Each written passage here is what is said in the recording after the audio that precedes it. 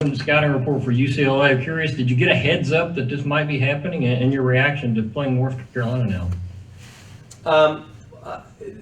They had talked about it that morning, yesterday morning. I think it may have hit something yesterday night or the night before, but it was late. So all I said was we need to have it by noon because we're doing all this stuff and now we got to totally change, and that means we got to watch tape, and I don't want to start watching tape until you tell me it's done and that every coach has agreed to do it. I said we would. It doesn't bother me, but we're all in the same boat. There's no, UCLA probably was preparing for us, and now they're preparing for Ohio State, and same vice versa. I mean, North Carolina wasn't preparing for us; they were preparing for Ohio State. So, we're all in the same boat, and either game was going to be hard. I mean, UCLA is a terrific team; they play tough, and so is North Carolina. Both of them, top 20 teams that,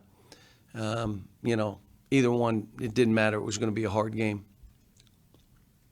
Kyle Tucker will go with you next. John Hale, I'll come to you after that. Cal, with a team like this, that's hit some of these early struggles, how much more are you able to get done, not only with a week between games, but also, being in the Camp Cal period out of school and being able to go multiple times a day? And where have you seen the most progress so far from your guys? The thing that hopefully they understand is that you're trying to play efficient offensively.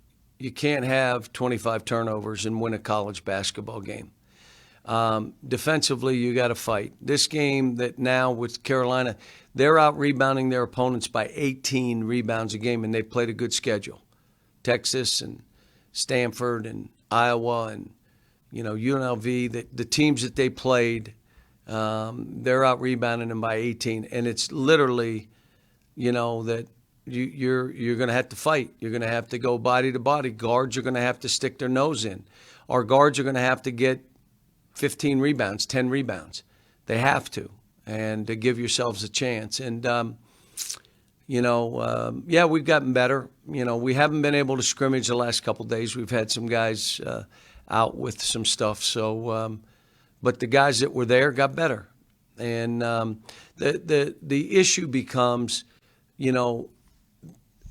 feeling the success that goes along with your getting better. And that's what's been hard, and hard because of veteran teams. And, we got to have a breakthrough at some point.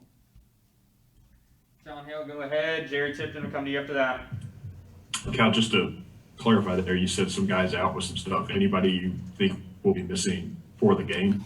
Well, I hope not, but, we'll see. I mean, we need guys to practice today. We got to scrimmage some today. We've gotten a lot done, but, we got to go up and down a little bit to get the flow of the game a little bit. And Carolina, it kind of plays that whether you make it or miss, they're flying it up your back. And so you got to get used to some of that kind of stuff. And it's hard on a quick turn, but, it's hard for all of us. Jerry Tipton, you've got next. Ken Spencer, you'll be after him. Yeah, John, I was hoping you could hash out the point guard situation right now with Devin, Davion, and Terrence. How do you see that playing out immediately? How should we tell readers what to look for at the point guard spot? Well, we're playing Terrence there. Devin is the backup that way, but I like Devin and Davion and Terrence in together because I've done it before where you're playing 3 point guards at one time. And I like having the ball in Terrence's hands. And like I said, we're going to see. This is one of those games where, they're hard showing on pick and rolls. They'll trap you some. They'll, deny. They'll make it hard to catch. Are you fighting to get open as hard as they're fighting to get you from catching it? But that's where this thing is kind of flowing. Biggest thing is what unit did we put on there, and how did that unit play together, and were we efficient offensively, and did we fight on defense? This game's going to have the added, Okay, you can fight the whole possession, but you better rebound, and that means 5 guys, you better gang rebound because they do. Kent Spencer coming to you. Daryl Bird, you'll be after him. John, each year it seems like there's always a process of determining who are play starters and who are play finishers on your team. How has that process gone with so many new pieces, and is that still very much a work in progress? It's a work in progress, but we're narrowing in a little bit. And what I don't want it to do is change game to game. I want to go with it, and we played enough games to give us an idea. And the second piece of it is we had to tell some guys, you're not going to shoot threes. None. And I said, most college teams, they have 2, maybe 3. There are a couple that have 4 or 5 that are, but they're giving up something, either athleticism, they're giving up something, toughness, defensively, something's given up if you have 4 or 5 3-point shooters. Normal, a team will have 2, maybe a third that can shoot some, but those 2 shoot the most. We had like 8 guys that thought it was okay to shoot threes, and no, it isn't okay. And the other thing is we got to look for baskets, not just threes. If that ball goes into the paint or a drive into the paint and it's kicked out, let it go. But as the ball is swinging, as we're running offense, a 2's as good as a 3. You make a couple 2's, that's okay too now. So we just got to get them accepting the roles they have, getting them to focus on game planning. I mean, we're just sloppy, execution sloppy, game plan, I told him today, my thing that I said to him, you don't think any less of yourself. You just think of yourself less. You still have confidence in how hard you've worked and all those things. You're just not in the game just thinking of yourself. You should be thinking of the team and your teammates. Don't think any less of yourself. Just think less of yourself. And I try to get them to, we got to think in a unison right now. And how do we get it? And again, let me go back, and we're all in the same boat here. But they would have been at my house 20 times already, in between practices, for dinners, some film. We're together. We've been there twice. We will have dinners together. We will have had functions on. They would be in each other's rooms. They would be playing videos. They would be in the locker room. None of that's happening. We have 10 new players that don't know each other.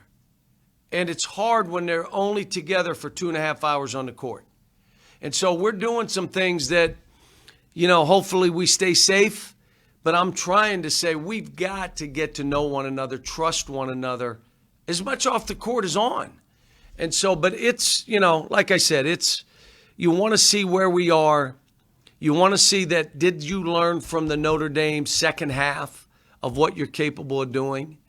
And then don't think any less of yourself. Just think of yourself less. Think of the team more. Daryl Bird, we go to you. John Wong after him. Hey, Cal, you talk a lot about playing with a sense of urgency.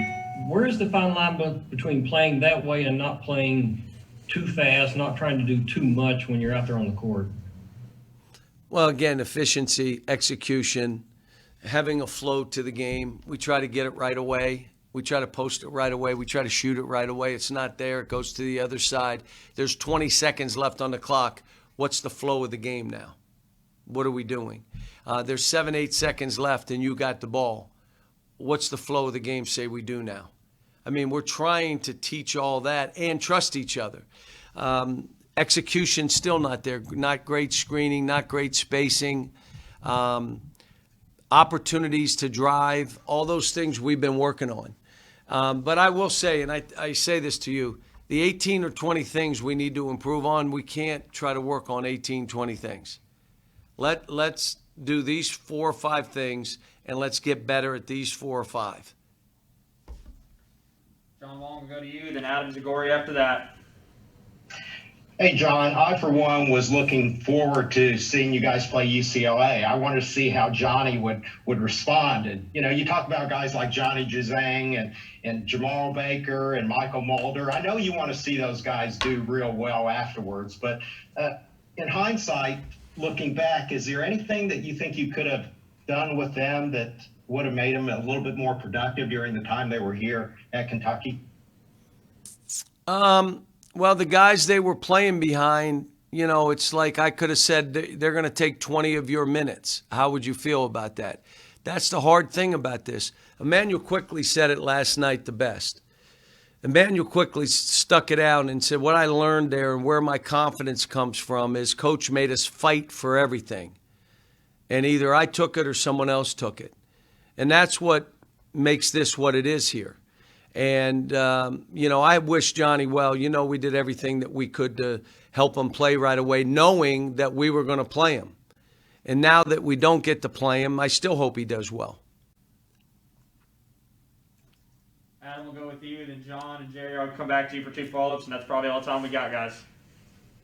Yeah, hi, Coach. Good morning. You mentioned Emmanuel there. He and Julius and Kevin combined for 43 and 10 rebounds last night for the Knicks when they came back. You know, can they turn that team into a playoff team this year? And also, before a given draft, do you talk to all 30 NBA teams? Do they call you? Or how many teams do you speak with before a given draft to give input? More than half.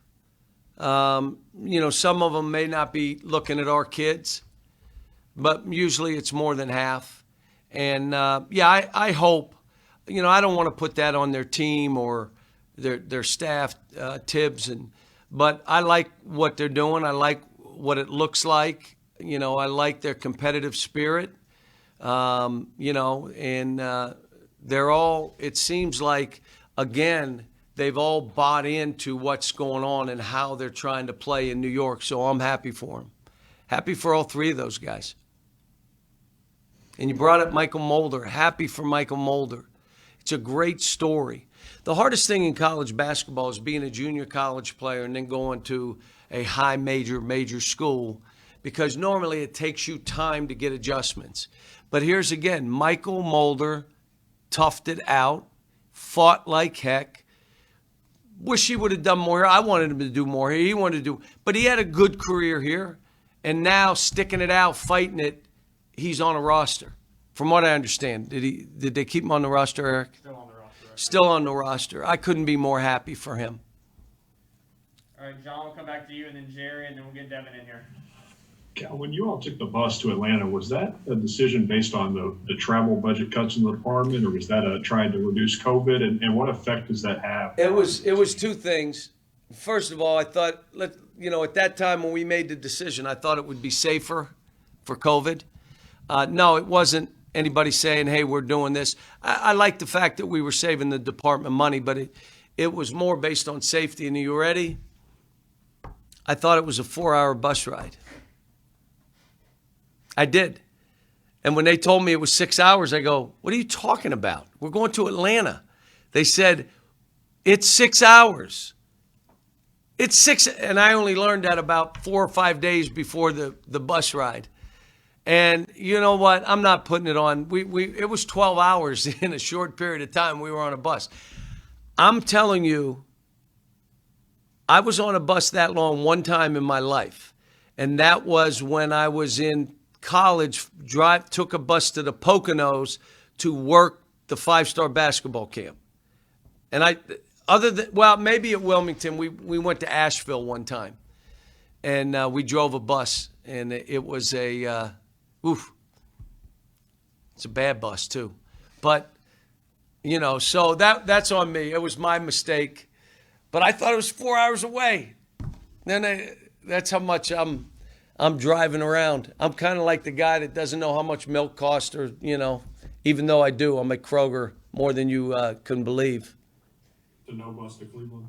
No, we're flying to Cleveland. All right, Jerry, go ahead. Last one. Yeah, John, I wanted to ask you about Keontae Johnson at Florida collapsing. He had COVID. And I'm wondering how that plays on your mind. Is it a sobering thing? Does it put basketball in a different perspective? Well, no one's telling us. We know he had COVID, but I would hope if there was something related to COVID, they'd let us all know, because I have a couple kids that had it earlier.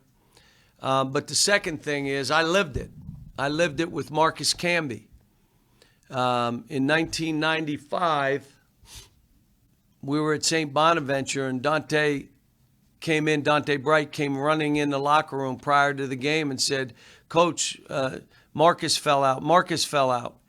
And I went out, and he was unconscious in the hallway, breathing, but totally knocked out, unconscious. I took him to the hospital. I didn't coach the game. I went to the hospital with him and stayed overnight. Bruiser stayed with me. When we got back, he went to another hospital, and they never found out what it was. They never had an idea what it was. They say 70% of those kind of things, you never know why it happened. The rest of the season, I was really conscious of him, especially when he first came back. If he went down and grabbed his knees, my stomach was in my throat. But he ended up being, it was not, it was something obviously, but and he played the rest of the year, and he had a terrific 17 years in the NBA. And so let's hope that it's the same. But if it has something to do with COVID, I would say every coach in the country would like to know if it did. All right, guys, that'll be it for Coach Cal. We'll have Devin in here in a minute.